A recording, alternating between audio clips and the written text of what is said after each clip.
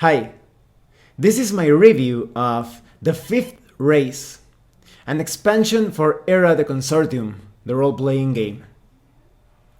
This is version 0.7 of The Fifth Race, so the document is almost finalized. It just needs a couple of details and some proofreading, but you're going to get a pretty good idea of how things are going to turn out.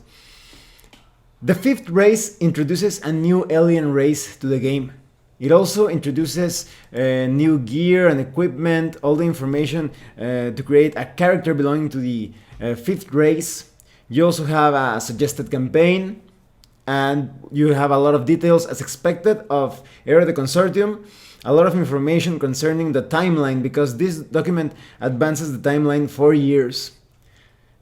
Well, let's talk about the quality of the PDF.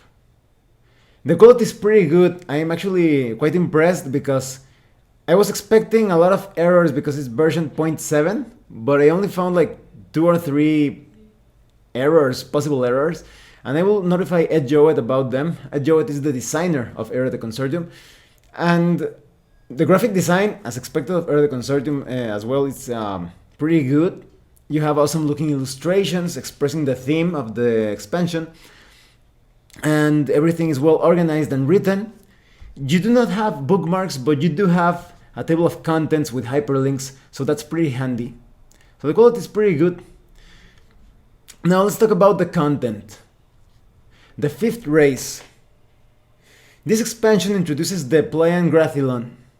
And the Playan Grathilon look a lot like pterodactyls in a way. They're kind of like flying lizards, to put it in a way, but there are more interesting things to them, both as race with a culture, with an objective, and with technology as well. In fact, many of the things they bring to the consortium change the setting and the agenda of many of the non-player characters somewhat radically. When the Playan Grathilon first arrived into the area controlled by the consortium in outer space, their ship is shut down, and you would expect things to go somewhat conflictive after this preliminary attack. But the Playan Grathilon are actually quite philosophical and spiritual.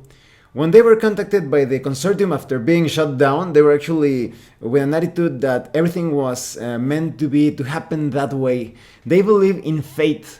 They believe that every action, both positive and negative, both controlled or out of control, is fated to be. And every action they take, they think it's fated. In a way, you could say that they believe that all of the races in Era the Consortium are fated to have free will in a way, and they also follow a prophecy. They believe that the 7 races must come together, and this is a bit of a mystery because so far we only have 5 races, so there will be other races in the future. The 7 races must come together to fight this threat known as the Titans. And you get all the information of the 4 years when the timeline moves forward, of how the Playan Grathilon introduced new technology, including plasma weapons.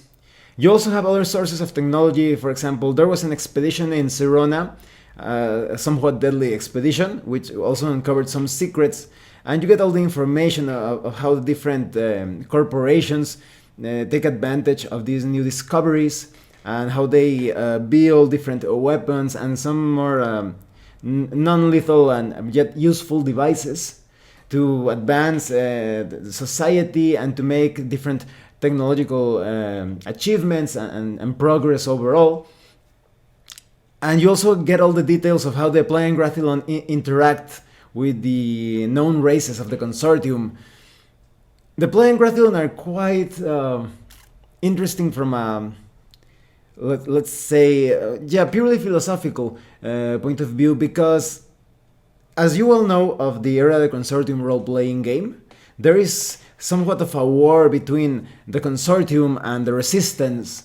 So the Play and Grathlon are perfectly okay with having some of their people going to the side of the consortium and some others going to the side of the resistance.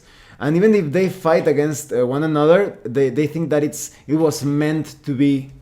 So they are, as I was telling you, they have somewhat of a philosophical or spiritual outlook towards everything. And you get information on the planet that they crash landed into, on the planet of Lugus, all the characteristics and technical details. So something that I really like of Era the Consortium is that this game focuses a lot on the background. You have more than just a set of rules to represent all of those sci-fi adventures. You also have all the details to make the setting come alive and to dwell into specific sections of the timeline. Now let's talk about the Play and Grathlon as a race, as a race that you can use to create a character. They, despite having wings, they cannot fly everywhere, only in areas of a dense environment or atmosphere. And they also have like very short and stubby legs, so they need some sort of like a walker device to move around. And they brought advanced technology that will bring some new options to combat, for example, plasma weapons, which are quite powerful, and the corporations are using in many new ways for different industrial and war-related operations. And the background of the Play and Grathlon is somewhat, it has to do with their characteristics as newcomers into the consortium. So a lot of them are crew members because they came in this giant, like a mothership that also resembles like a canyon or mountain environment. And a lot of them were used to the life of a crew member, just handling technical details and tasks within the ship. But you also have other backgrounds.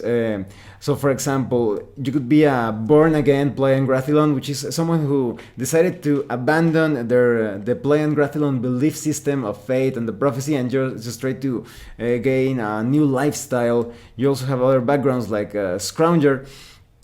And you also have quirks like Victim of Fate and Lucky, which has to do with different ways of manipulating your luck points. So for example, Victim of Fate, you're somewhat unlucky, but you have some bonus points for Brawl and Survival. And in Lucky, well, you have more Fate points, but you do have a penalty on Persuasion rolls and other things.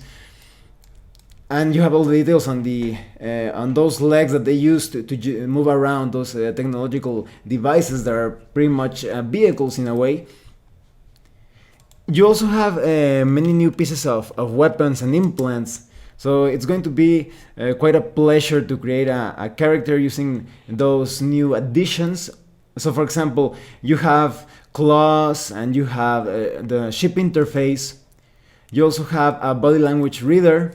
You have a pretty cool device, which is a poison gas emitter. You hide this inside your shoulders, and you can use them to kill yourself and others. For example, very useful for a spy that doesn't want to reveal information and such. And you also have a bionic arm with a concealed weapon. There are a lot of new implants, shape-shifting arms. You also have details on ammunition and ranged weapons. So for example, you have explosive rounds, flash rounds, hollow point rounds, all the details on heavy pistols and bullet weapons. You also have different design enhancements like ammo switcher, high caliber barrel, long barrel, ultralight materials. You also have details on add-on enhancements like blade attachments to the barrel, improved grips, smart stocks. And of course, you also have heavier weapons like laser assault rifles and the portable plasma cannons, which they look pretty cool. You also have explosive weapons like the implode grenade.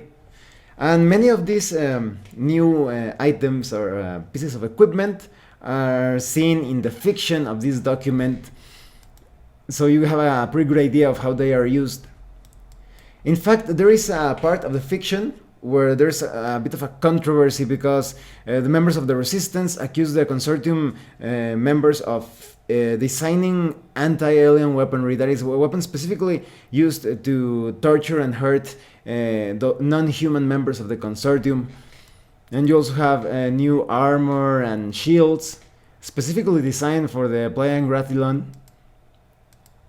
You also have details on adrenaline boosters, part of armor enhancement parts. So you also have extinguishers, melee damage boosters, oxygen supplies, shield strength enhancement, etc. There's a lot of things. There are a lot of things here. You also have more details on, for example, wrist-mounted laser cutter, so you have things that are useful outside of combat as well. Smart gloves, smart boots, communication jammers. And another nice thing is that they include details on how this new technology is being used in large-scale operations. So, for example, you have details on how they are improving mining procedures using anti-gravity devices. And you also have a sample campaign that follows the template found in the core rulebook. There's also a section with sample characters, but it's empty, so I'm guessing that's going to be added in the finalized version of this PDF. Well, let me tell you what I think of the 5th race. This is a pretty cool expansion. I'm quite impressed in how things are turning out. If all of the other 17 expansions are going to end up looking like this one, Era the Consortium is turning into something quite big, something because this is a game that I was telling you that combines rules and the background setting in a very effective and smooth way. They're telling you all the details of the Pleiadian Grathlon, and all of that background just meshes together perfectly with the character creation process and the new technology that you can use inside or outside of battle. So this expansion is great. When the finalized version comes out, I'm going to give a small update as to how things turned out in the end, and perhaps giving you further thoughts on this expansion. So when it comes out, I highly recommend that you get the 5th race, especially if you want to advance the timeline, which is also a great part or a very strong point of the Era the Consortium role-playing game. You can pick any section in the timeline, and because it's very well detailed, it's going to come alive. Well, thanks for watching my review. If you have any comments or questions, please let me know. See you later.